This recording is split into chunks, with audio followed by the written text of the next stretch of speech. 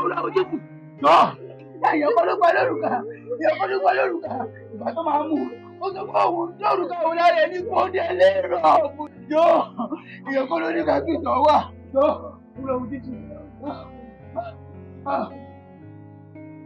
àti bá a sọ̀rọ̀ sí ẹni máa jẹ́ o Ọlọ́run Jésù jọ.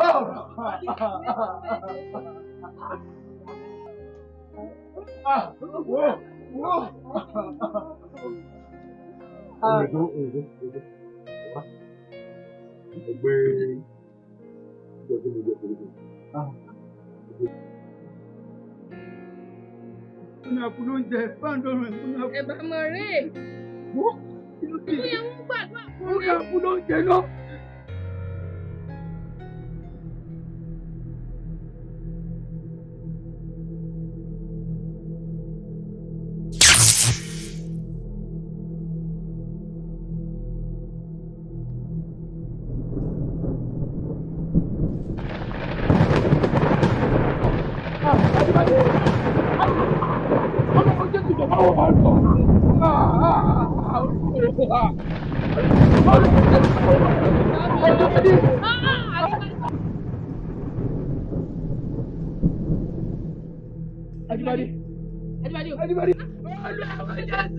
Wọ́n rọ̀ yẹn àti ìfọ̀ bẹ́ẹ̀ àti gbé lọ sọ́dọ̀ àwọn ará bí wọ́n ní kọ́kọ́ ṣe sí i.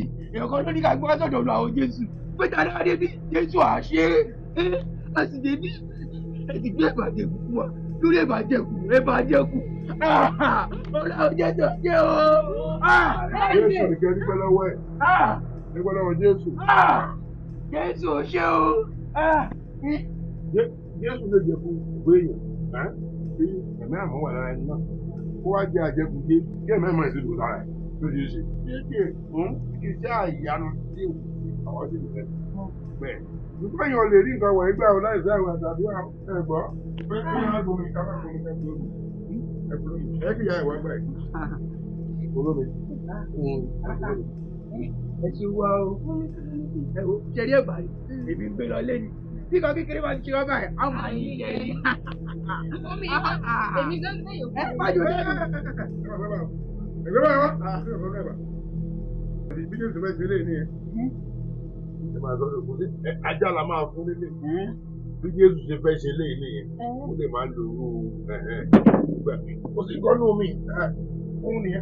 Mo ti dànù. Ilé ẹ máa dúpẹ́ lọ́wọ́ Jésù. Jésù ó ṣe tó pẹ̀gbọ́n mi rẹ̀. Ìyẹn ló dáa.